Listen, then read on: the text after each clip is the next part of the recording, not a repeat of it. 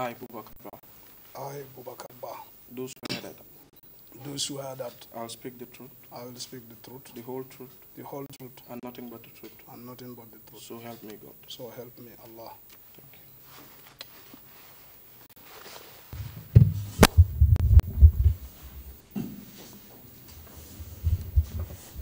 you. Good morning, Captain Ba. How are you this morning? You have to press the green button on the mic, exactly. Good morning. I'm fine, alhamdulillah, thank God. So let me begin by explaining how the system works in the courtroom. In the hearing room. In order to, for you to be heard by the interpreters who are interpreting in the local languages, you'll need to press the green button to activate the mic before you speak. And after you finish speaking, you'll need to press it again to switch it off. Allow a few seconds, then I will speak by switching it on, switching it off, and then a few seconds again, and you will speak. So that's just to ensure that the interpretation goes smoothly and the transcription also goes smoothly. Do you understand that? Yes, I understand. So as you know, my name is Horeja Balagay. I am the Deputy Lead Counsel. It is my role to question you today on behalf of the commissioners. I will ask a few questions in relation to your background to start off with. So about your educational background and your military career. Then I will ask you about your knowledge in relation to the events of November 11th. Then we will address the torture of Mr. O.J. Jallow. And then we will conclude with your own victimization. Are you ready to proceed? Yes, I'm ready to proceed. Please state your full name. My name is Bubakar Ba. What is your current rank, Mr. Ba? My current rank in the Gambia Armed Forces, I am a captain, a commissioned officer captain. When were you born, Captain Ba? Since I came from the village precisely, I cannot tell. But then it's roughly around 1972, which I learned from my mom from a person whom I was born a week after. You said that you were born in the village. Which village were you born? Actually, I was born at the SL Health Center. At that time, we used to live in Galoya, but later we migrated to Bunyadu village, North Bank region. So I can remember that, I grew up in Bunyadu village. Can I suggest that you pull the mic closer towards you so you don't have to strain yourself to reach out each time? Can you tell us when and where you attended primary school? I went to Berending Primary School, Berending Secondary School, and then I did my O-level with Nusrat High School. When did you finish your O-levels at Nusrat High School? That was in 1991. After you finished high school, what did you do next? When I finished high school, I was staying in Kololi. So one weekend, I had a visitor. After drinking attire, I was seeing them off to the Senegambia Road. And we happened to meet with some of our schoolmates. And in a casual conversation, they told us that they were coming from the selection, the gendarmerie selection in Bakau. This was in 1991, correct? It was, yes, it was in 1991, yes. After they told you that they were coming from the selection of the gendarmerie, what did you do next? Did you join the gendarmerie? Yeah, we had a conversation, and they were telling things about how those guys are, so that somehow also motivated me. Plus, one friend whom I was also living together. So that night, we decided that we should also go and attend the selection the following day. So which aspect of joining the gendarmerie motivated you into going to join? Because my schoolmates, I saw a lot of my schoolmates who said they were joining. As a young man, I also wanted to join because I felt that, the gendarmerie and the army is a manly organization. So I felt like joining. So you joined the gendarmerie in 1991. Can you give us a brief overview of your career from 1991 until 2019? Yeah, I joined the then Gambia National Gendarmerie on the 24th of July 1991. We started our training, and towards the end of our training, because then the Turkish gendarmerie training team had come to the Gambia, and we were the first intake of the Turkish gendarmerie training team. Towards the end of the training, there were vacancies for commission officers from Turkey to the Gambia, and then it was an open vacancy for which any member can apply, including us who were at the training school that time. So I also decided to apply, and we had an intensive course, an examination. Then I think the slots were 8 that time. So eventually, following the end of the trials and the examination, I happened to be among the first 8. So then I was among the first nominated 8 members to go for overseas training to Turkey. Do you recall what year that was when you went to Turkey? That was in 1992, I think around February or March 1992. So among my intake members, it was 8, but there were also 2 other cadets of the gendarmerie who had not been on overseas training. So they decided to join us with those people and to go to Turkey for that training. Actually, the officer slot was 5. Then, because of the extra 2 cadets that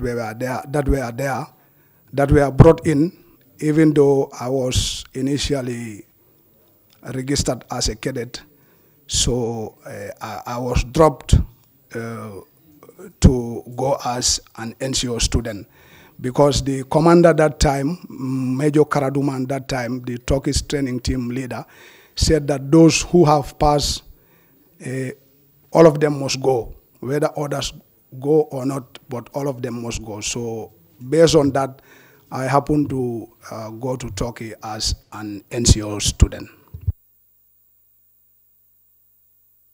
By NCO, I mean a non-commissioned officer. How long did your training in Turkey last?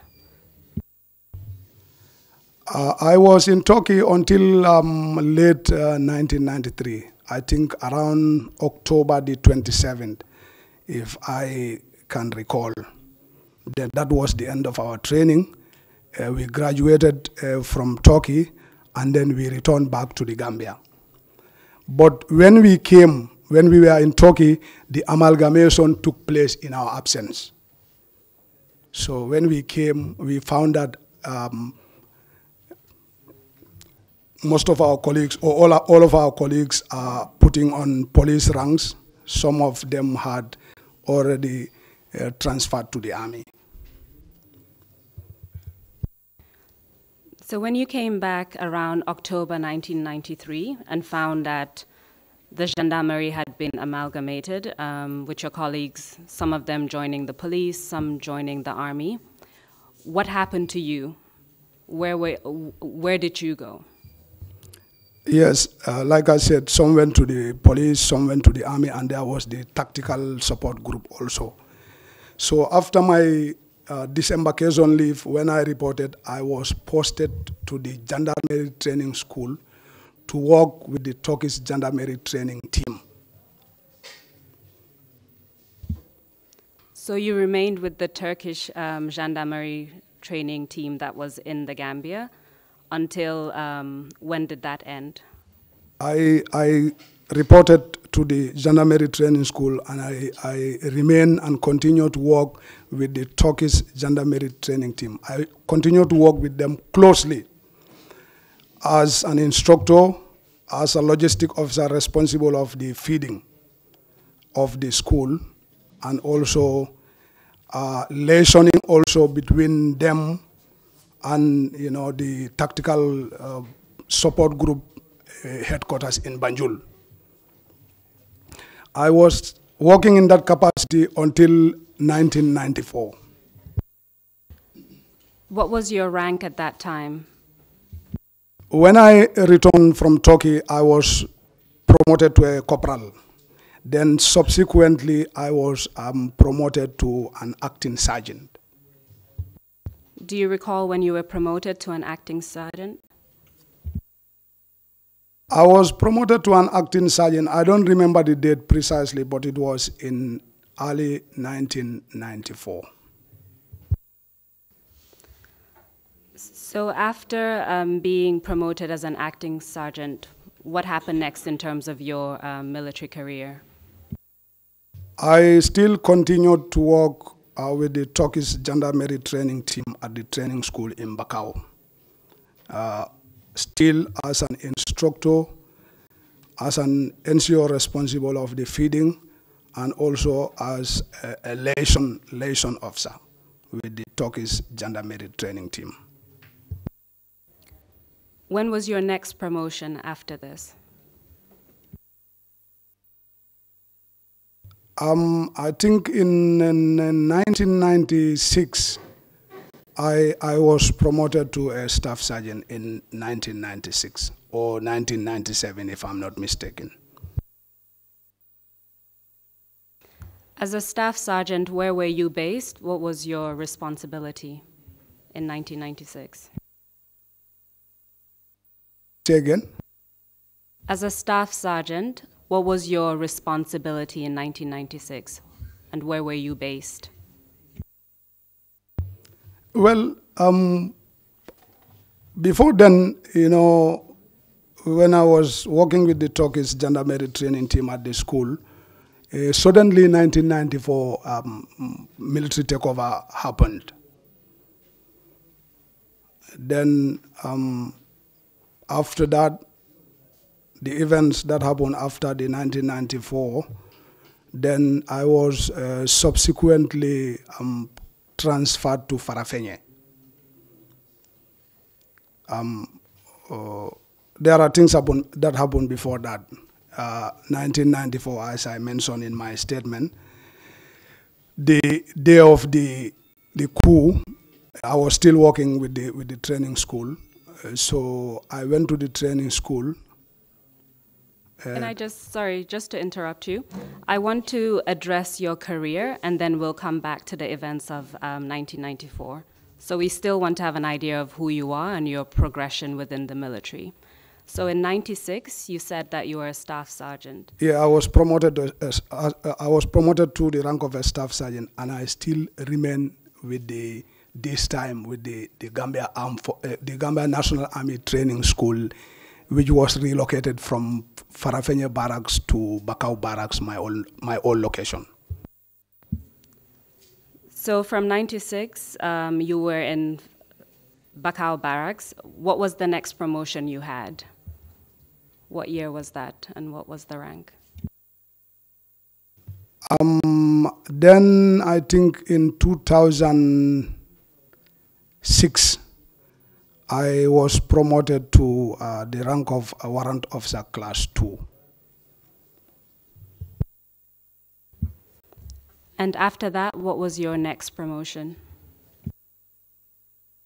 Then in 2007 or 8, I was promoted to the rank of a lieutenant. How long did you remain a lieutenant? From 2008 to 2012. And what rank did you have in 2012? In 2012, I was a lieutenant, and then I was recommended for promotion to captain. So I was promoted to captain in 2012.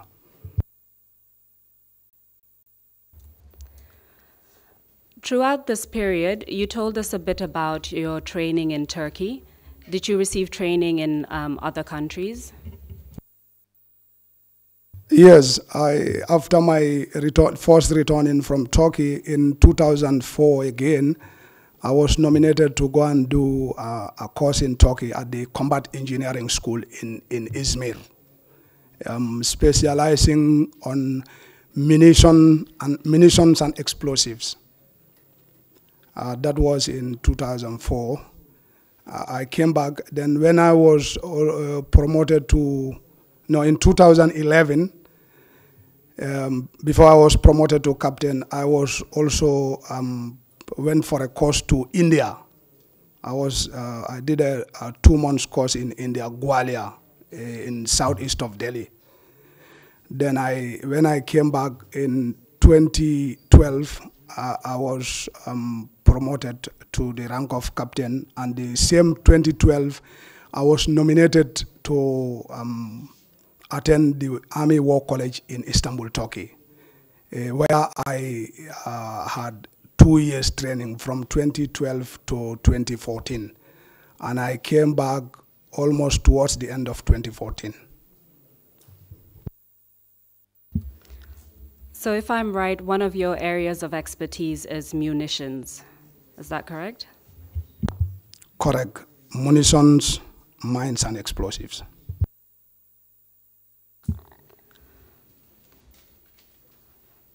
I want to take you back now to the events of 1994. Can you tell us briefly about the coup itself in July 1994? Okay, in 1994, like I said earlier, I was working with the Turkish gendarmerie training team.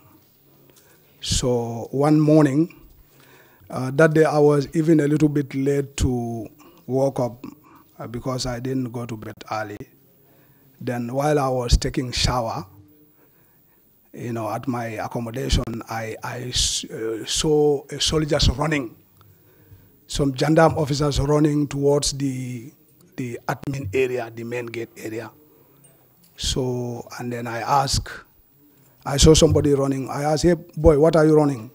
They said that there is a mutiny in Yundum, and that possibly they will attack the Fajara barracks. So he went away. Just on my own time, I continued to fetch my water, take my shower, change dress, and then I walked to the training school. When I reached the training school, that time the Turkish members of the Turkish training team were not yet at work. Probably they might also have had the information, I don't know. So while I was at the school, this rumor of mutiny was going on. So then, I went to Fajara barracks because that's where we have our weapons. The training school doesn't have any armory. We keep our weapons at the Fajara barracks. So I proceeded to the Fajara barracks to send out my weapon from the armory. And when I went there, I got more information that some of the members, particularly the commando unit, they have been taken to Banjul, to Denton Bridge, because it is alleged that the mutineers are heading to Banjul for them to go and stop them at the Denton Bridge. So then I signed out my rifle and I went back to the training school. So when I arrived at the training school, I said, let me go in to the office and call members of the Turkish training team to inform them that let them hold on before they come because it is not safe for them to come to the office. So when I went inside, I attempted to call them. I saw that the telephone line was dead. The telephones were not responding.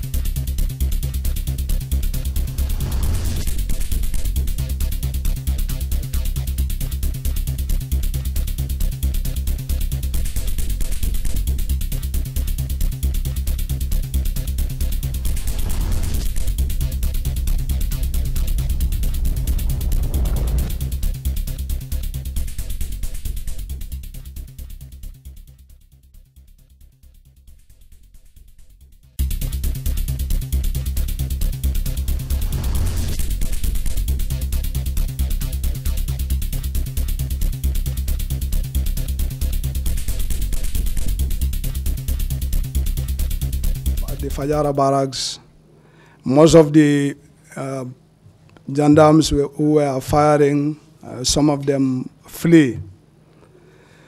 And then the rest of them were arrested. I remember Salih Umbai, he used to be the adjutant that time. Of course, I was with him on the course to Turkey. He went as an officer cadet. He was using his pistol to fire these people having the rifle. And suddenly, when his rounds finished, I saw a small guy, slapping him. And that happened to be Sana Sabali. Hydra was there. I recognized Hydra because I met Hydra in Turkey, although we were not very used to one another. But then casually I recognized him and I know him. We just used to greet and chat a little bit. What was Haidara's first name? Sadibu Haidara. Please continue. So then, the army officers arrested, the gendarmes that they were able to arrest, including Salim Bai. And then we had a truck, gendarmerie truck at the camp. So now Haidara and Sabali were negotiating whether to allow the gendarmes to join or, to do what. So at that time, there was one, I think, Corporal Conte. He is still at the Fajara barracks, Ibrahim Conte. So he had an exchange with Sana. Actually, I don't know what happened, but he was very rude to Sana and he was insulting. So now, Sana said, now no negotiation. Now they have to enter the truck and then we take them to Yundum barracks. So they ordered people to enter, and then Conte was still refusing to enter. And that time, Sana said that if Conte doesn't enter, there was a soldier who was carrying a rocket-propelled grenade that he was going to fire it on the gendarmes. So it was the people who were being arrested who they themselves grabbed Conte and then throw Conte into the truck. Then we were driven to Yundum. So we were kept in Yundum for, I think, 2-3 days. Then they let us out. When we were let out... Sorry, just a few questions on that. Where were you kept in Yundum? Yundum, I recall, I think the NCO mess, I was kept at the mess. At the senior NCO mess, just when you enter Yundum now, after the military police, there is a place, it was the senior NCO mess. I was kept there in the hall, the senior NCO's mess hall, and then they have guards there. Was your family aware of where you were during those 3 days? No, my family was not aware because I was living alone. I was not married. I was living alone. My family lives in the North Bank. But my brother, who is here, Osman, came to contact to see what is wrong with me well after that. So after these few days when we were released, then I went back to Fajara barracks. Before going, we heard that the army officers are breaking into people's houses in Fajara and then stealing their items. And then I had valuable items in my house that time, including that time a video and a standard television, which was not much. Most of the soldiers used to come to my house to watch movies that time. So straight away from Yundum, I run straight to my house. Fortunately, at my building, I have found that it is a corner building. The army had established a guard post there. So my house was not broken into. I came, I greeted the guards, and I opened my house, and I checked my things, and everything was intact. So then they said that they were writing the names of people at the main headquarters in Fajara barracks there, so I went there to give my name. When they asked, I said I was in Yundum, so I heard that they are giving them, so I also came and give my name. And from that time, they instructed that people be reporting to the Fajara barracks, to the Fajara barracks, yes, not at the school, so we were reporting at the Fajara barracks. Then subsequently, after a while, they read the posting list, and then I happened to know that I was posted in Farafenye. So arrangements were made, and then I reported to Farafenye. When the events of November 11, 1994 occurred, where were you living at that time? I was living at the Fajara barracks. I was staying at the Fajara barracks at Yamaton block, room number 1. You've told us that you were a trainer. At that time, were you still going to the training school, or were you based entirely in Fajara barracks itself? Like I said, I was posted to Farafenye. Then I think they realized that, I used to work at the training school with the Turkish Gendarmerie training team. So I was posted to the Gambia National Army Training School, which was in Farafenye. Then after some time, the training school was relocated back to Fajara Barracks, my former place. So I was working at the training school, Gambia National Army Training School at the Fajara Barracks and living at the Fajara Barracks as well. So what's the distance between where you live in Fajara Barracks and the training school? It's like a 10 minutes walk from my house in Fajara Barracks to the training school. It's like 10 minutes because the training school is co-located with Fajara Barracks. It's in Fajara Barracks. So in the days leading up to November 11th, 1994, was there anything in particular taking place at the training school at that time? Yes, when we came back from Farafenye, when we relocated the school to Bakau, there was this instructional training. That is like training of trainers, because we are instructors. Sorry.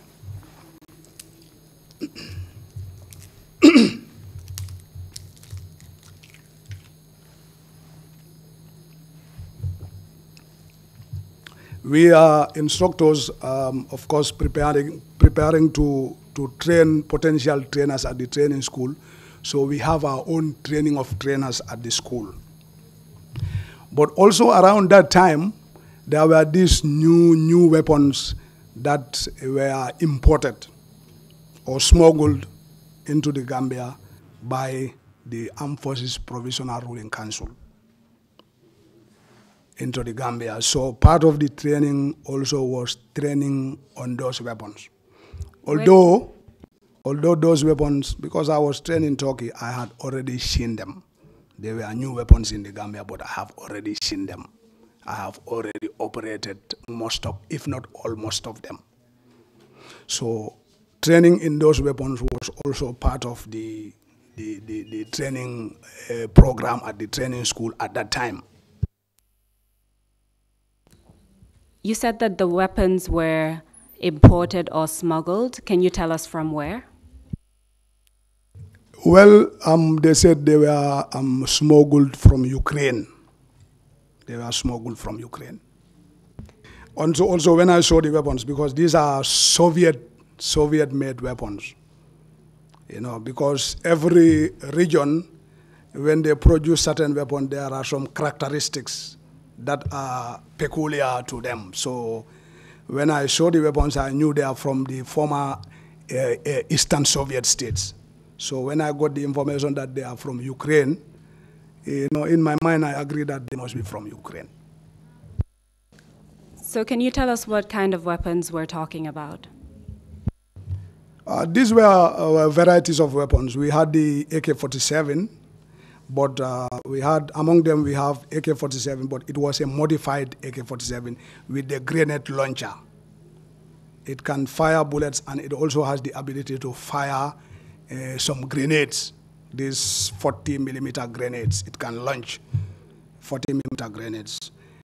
Among them also we had the PKMS.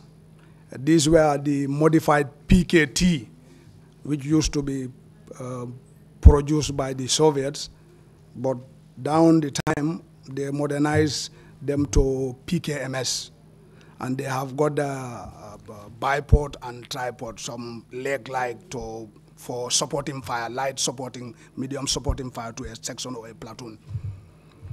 Well, we know you're an expert on these weapons, but we're not. Can you please explain to us what a PK is? You mentioned PK. PK actually is named after a Soviet brand. The meaning is there, but I forget the meaning. We had the PKT, we also had the PKMS. But like AK-47, Andrew Klasnikov, 1947, PK also have got a brand that it is named after, but precisely I cannot remember right now. So this training was going on in the training school in the days leading up to November 11th. Is that correct? Correct. I want to find out what you know about the incident of November 11th. Where were you at that time? November 11, I was at the Gambia National Army Training School, and I was still residing in Fajara Barracks. Can you tell us the events of November 11th as far as you experienced it? Okay. Actually, that weapon course was going on at the school, and the course ended on the 10th of November, 1994. You know, so the following day was supposed to be the Army Day. You know, there is usually a ceremony, and the course ended on the 10th. So the course participants were supposed to obviously graduate on the 11th. Then usually after the training, you do weapon cleaning and then return the weapons to the armory. So we did that on that day. We returned the weapon at the armory. But on that day also, my brother Osman, this one sitting here, he had problem with the wife. And the wife went to Busumbala.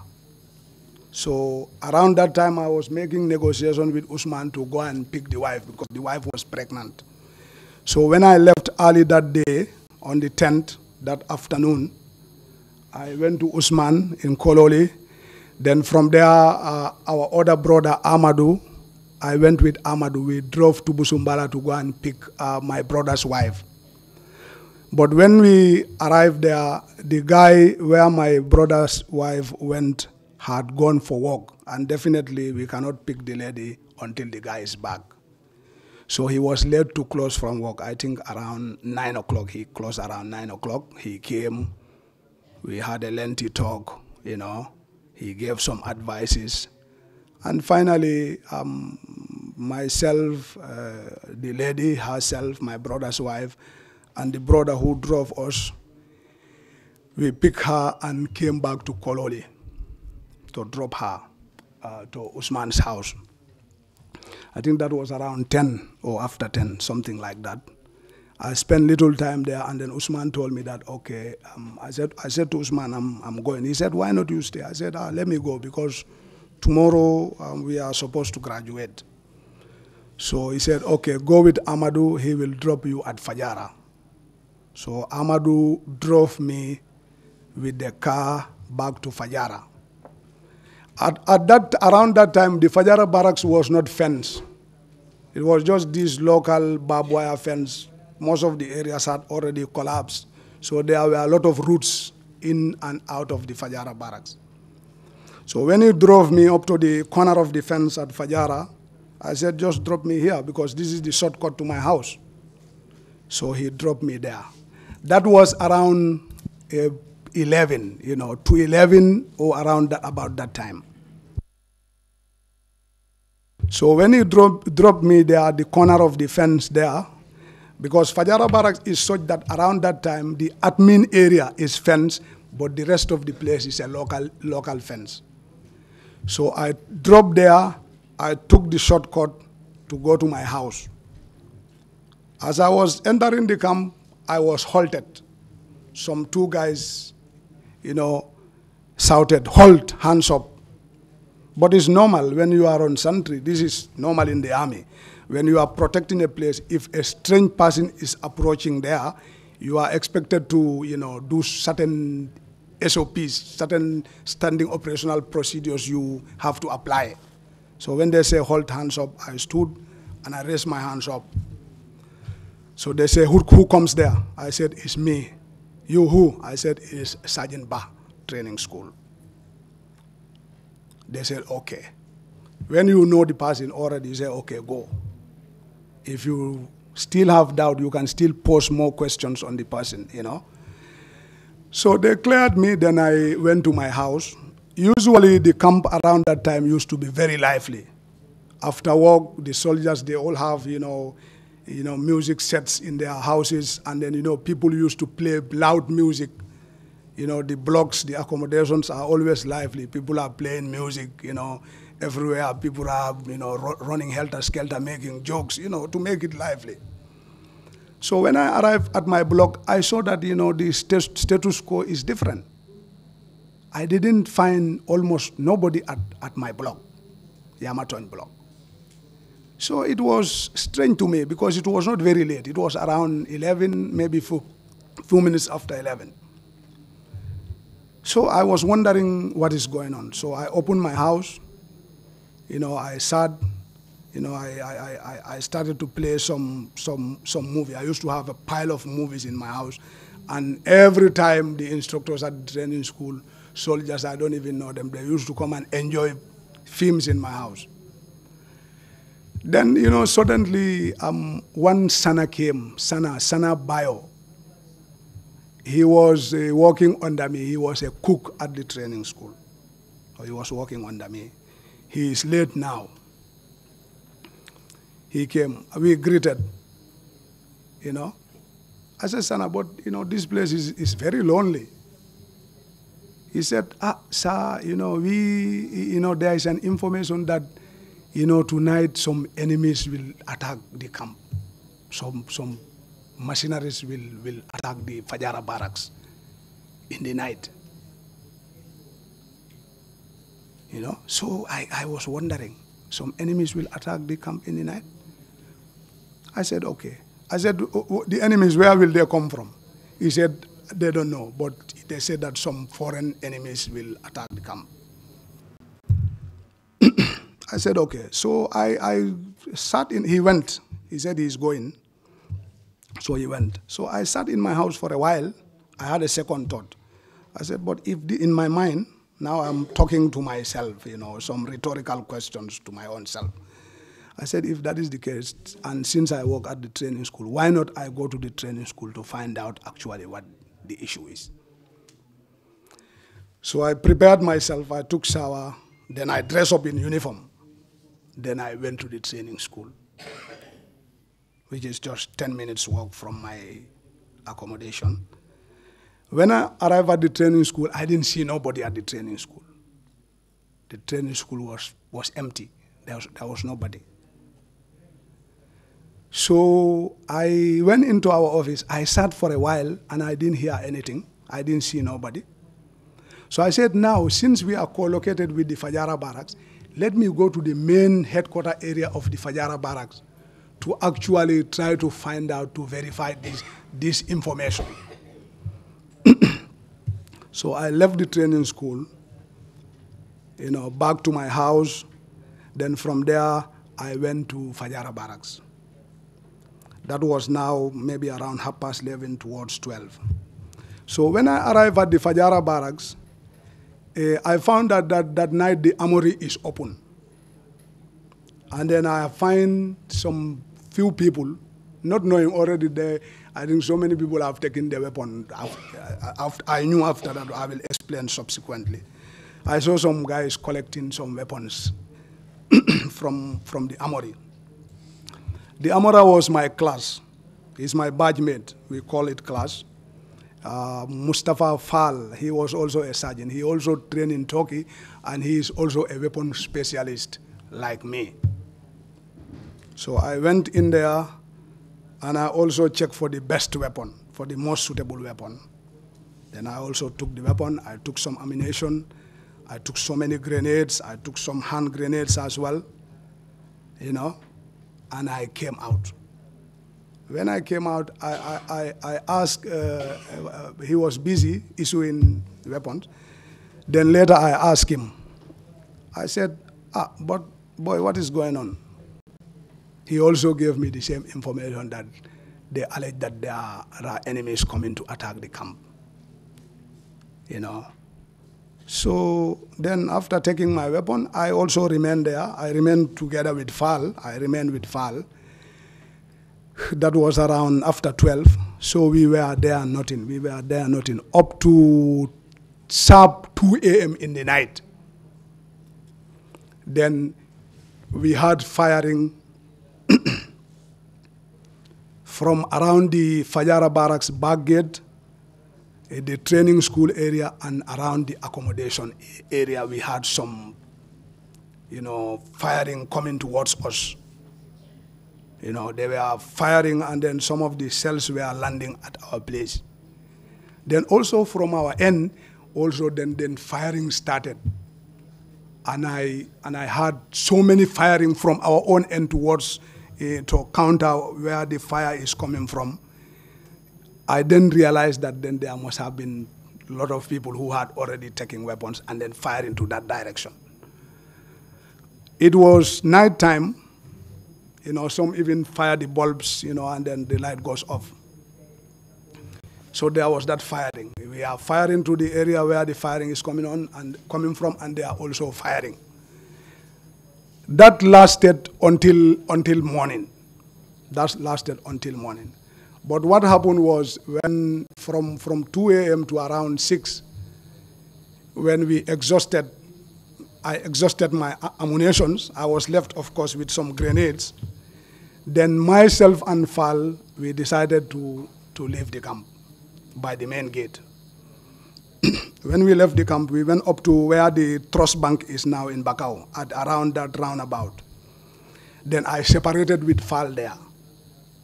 Fal went his way, and I also went my way. I went to Bakau. I was still hearing firing. It's a boy I know. We are from the same village, so I went there. So I was there. It was not very far from the camp, and I was still hearing the firing.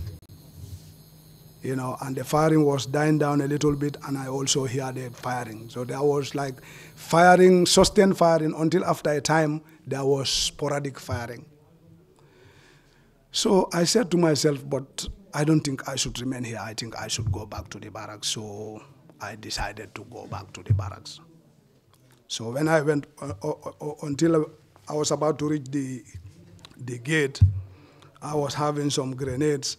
So I removed the grenades and then hide them somewhere at the fence corner to go into Fajara barracks to see what is the situation.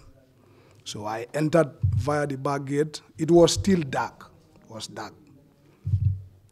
I saw soldiers, some few soldiers away, far from the gate. So I entered. I thought they will halt and challenge me like before, the night before. But they didn't tell me anything, so I proceeded to my house. Then when I proceeded to my house, I take shower and I changed dress. The uniform I was putting on, I removed it and I put on another uniform. So now, then after that, I went to the training school. When I went to the training school, I didn't see nobody.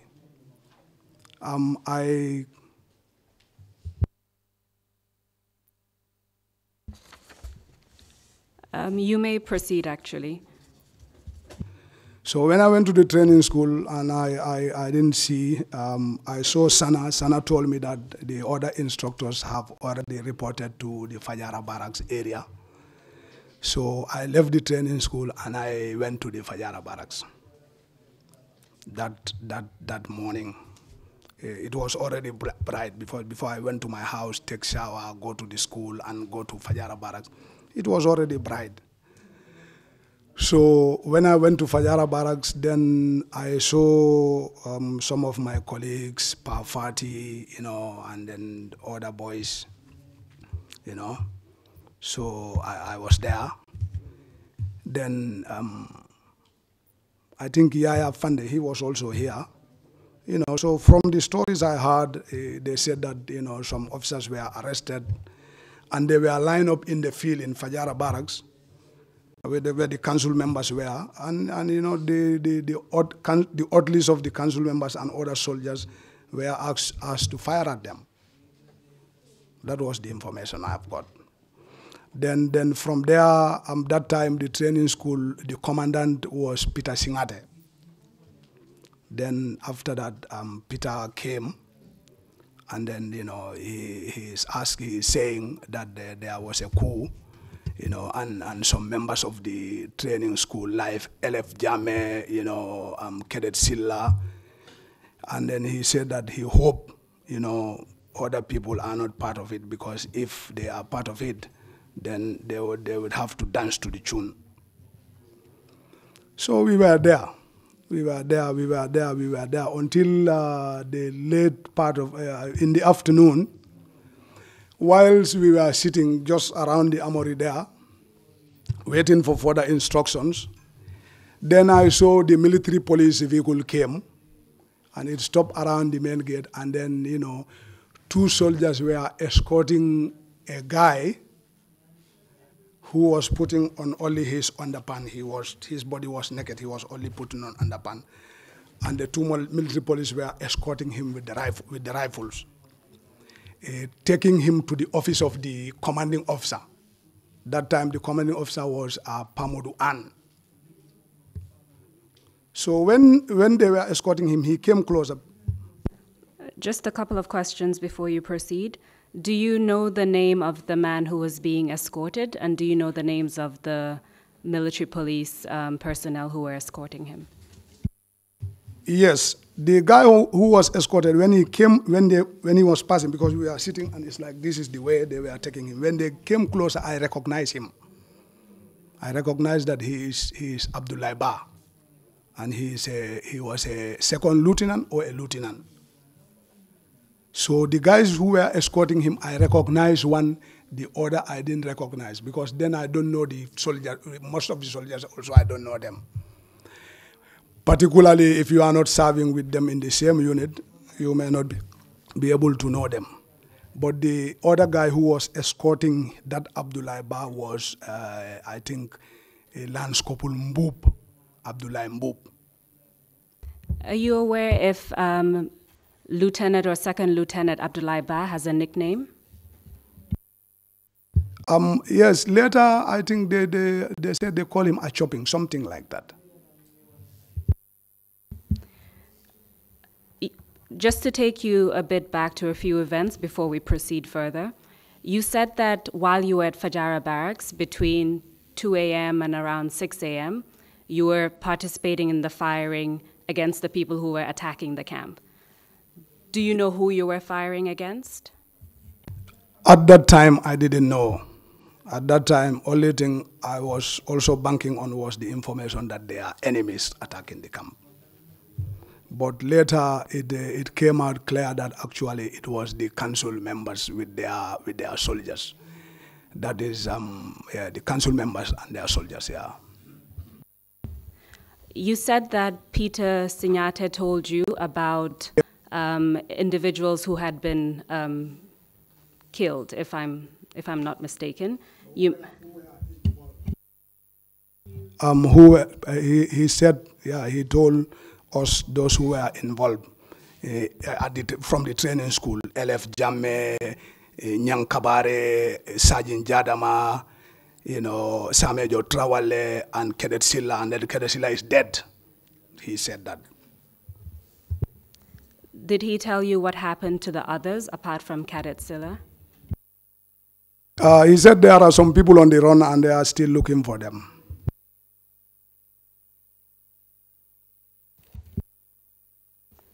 Did he give you any other information as to, for instance, who those people who were on the run were? Yes, obviously we were all at the training school as training instructors. They mentioned that Sergeant Nyang Kabare was on the run, Sergeant Jadama was on the run, Samejo Trawale, I think, was arrested or something like that,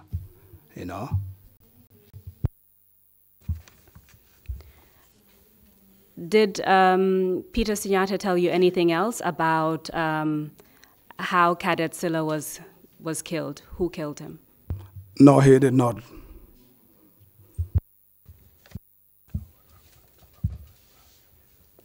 Did he tell you anything else about other individuals such as Abdullah Ba, or it's only when you saw Abdullah Ba that you knew he was involved somehow? Yeah, when I saw Abdullah Ba, I was surprised because Abdullah Ba's sister, Jatuba, was my schoolmate. She was actually my, classmate. And Abdullah at that time, whilst we were going to school, sometimes he used to come to our village to visit the relatives there. The elder sister is married there. So I knew him from that time. So I was really surprised to see, and I'm wondering what must have happened. So you told us after this, you went back to Fajara Barracks. Is that correct? After the conversation with Peter Sinyate. Yeah, we were at Fajara Barracks, and then, we were still at the Fajara Barracks. So then later that day, we returned our weapons, and then, they asked us to go until Monday we come. Did you receive any further information between that period and Monday when you reported back? Yes. So when I returned my weapon at the armory, then they asked us to go and come on Monday. So I decided to cross. Banjul is not far. I crossed the ferry and I went to our village, where I spent that Saturday, and then Sunday in the evening I crossed back. Then when I crossed back, then Monday I reported to the training school. So what I'm trying to was whether you received any further information about the events of November 11th after you left the barracks and crossed over to another village. Did you receive any further information about what happened in relation to November 11th? Yeah, when I came back on Sunday, I heard that there was an execution on Saturday. In Yondum Barracks, they mentioned around the Nyambai forest or C4 area. I received that information. But Monday when I reported at the school, Peter was our commandant. He was a second lieutenant that time. He gathered all the instructors, and then he's saying that, there was an attempted coup, and then, there are some people on the run. There are some people also, they are trying to investigate to know those who are involved. And, any of the instructors who is involved in that, that some people have already been killed. Anyone who is involved in it will also have the same fate, So he was gathering, people in the hall, and then we sit there, and then we are looking at each other, and he is telling that. He is telling those things. So just to make sure it's clear, how many times did you have a meeting with Peter Sinyate in relation to the November 11 incident? Was it only that Monday morning, or did you have another meeting with him prior to that?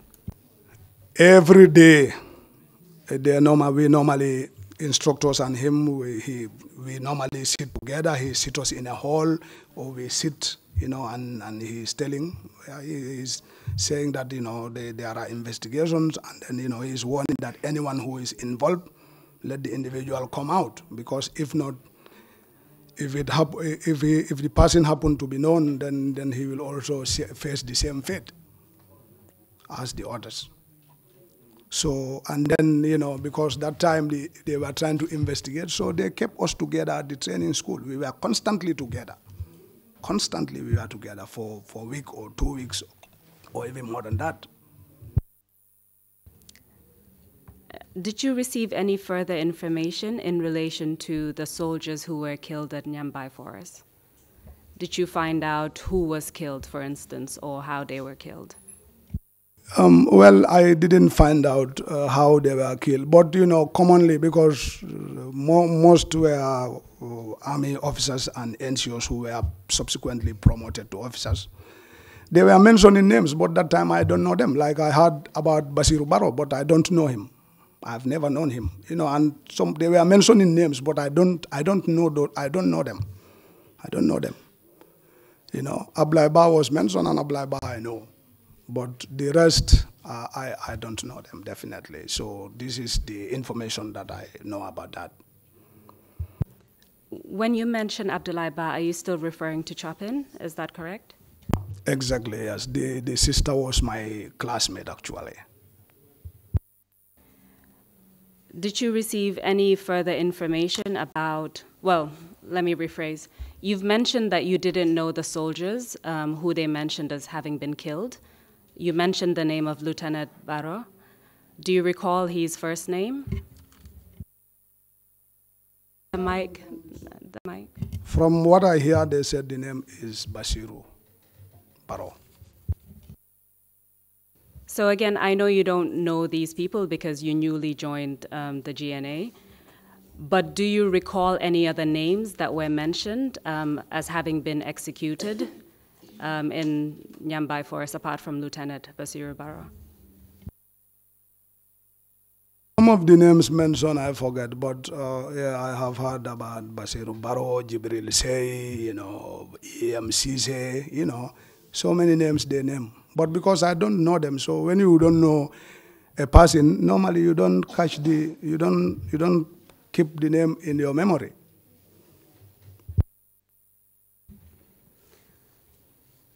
So you were involved in defending the barracks during November 11th. Is that right? Yes, I was in the barracks, and of course I was given a counterfire to the alleged enemies that will attack the camp, to defend the barracks and also in the process to defend myself, to save my life and the lives of my comrades. So when Peter Sinyate said that they were looking for people who were involved, did you at any point mention that you were one of the people shooting or not? No, I was not mentioned. And then also, nobody also asked me, nobody investigated me, nobody asked me anything, So did anything happen to you at all in relation to November 11? No, nothing happens to me.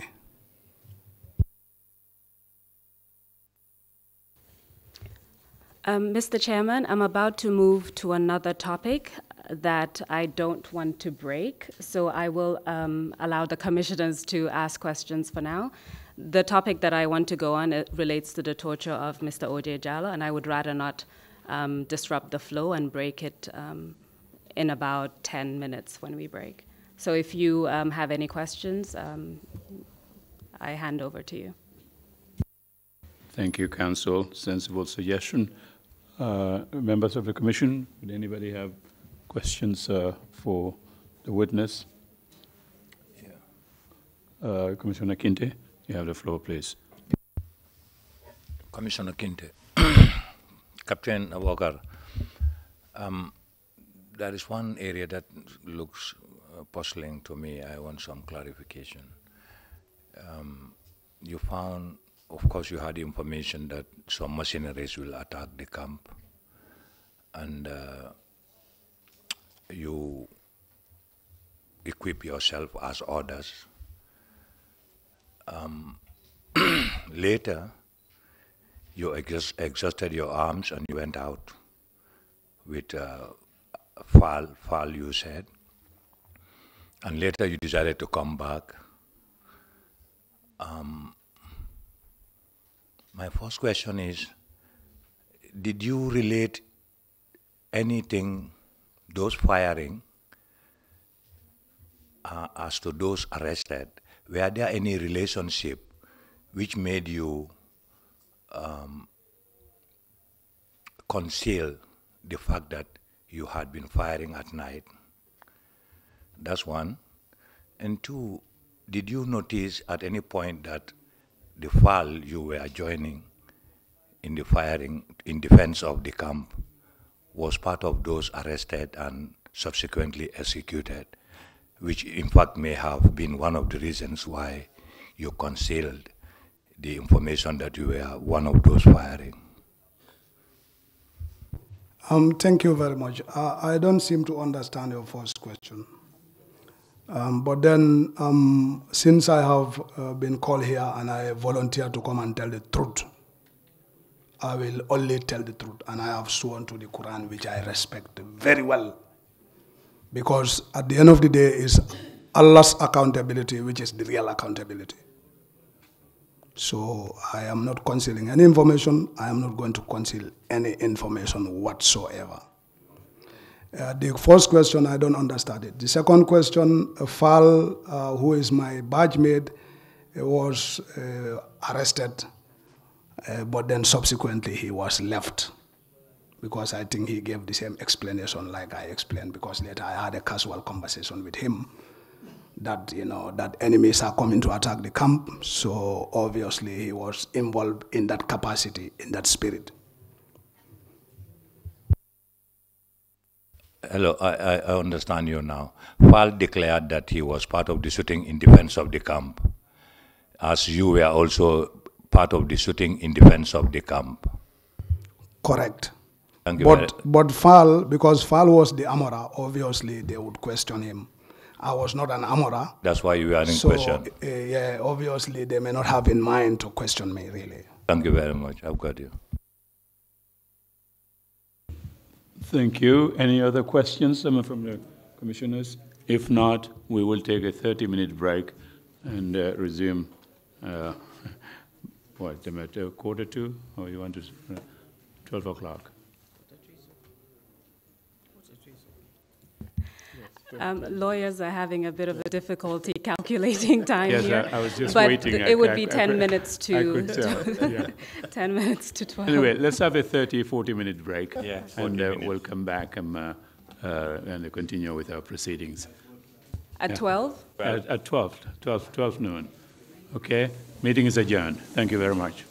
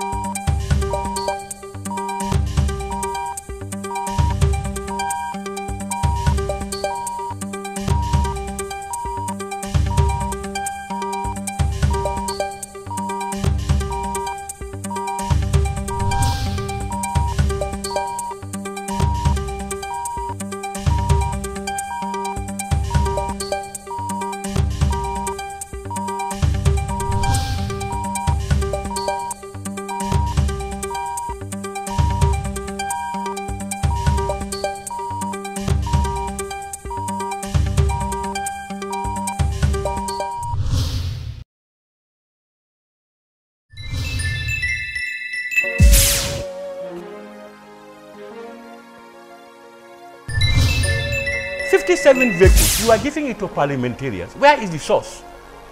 The parliamentarians themselves should challenge that. Yes, APRC and GBC no opposition. All other parties that doesn't concern you people, either UDP or NRP or PDP, they are all in the government.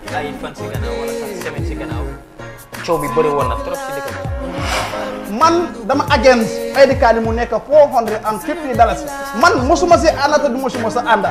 yow xaalis boobu nu mu fa ñëwee loolu nga war a njëkk a laajte because social security institution doo xam ne social security warut a ñàkk a xaalis yëfi profit social security loolu waxtaani banda la loolu dafa war a automatique. Barrow lu ma ko ñaan mooy na wàcce 3 years am su demee 5 years dafa am problème leadership bu fi bàyyi dafa bon right now amul direction bu correct réew mi ñëpp seen am na disappointment si nguuri Barrow. Benn nit mënut a jagal réew da ngaa def li nga war a def bàyyi keneen ñu continuer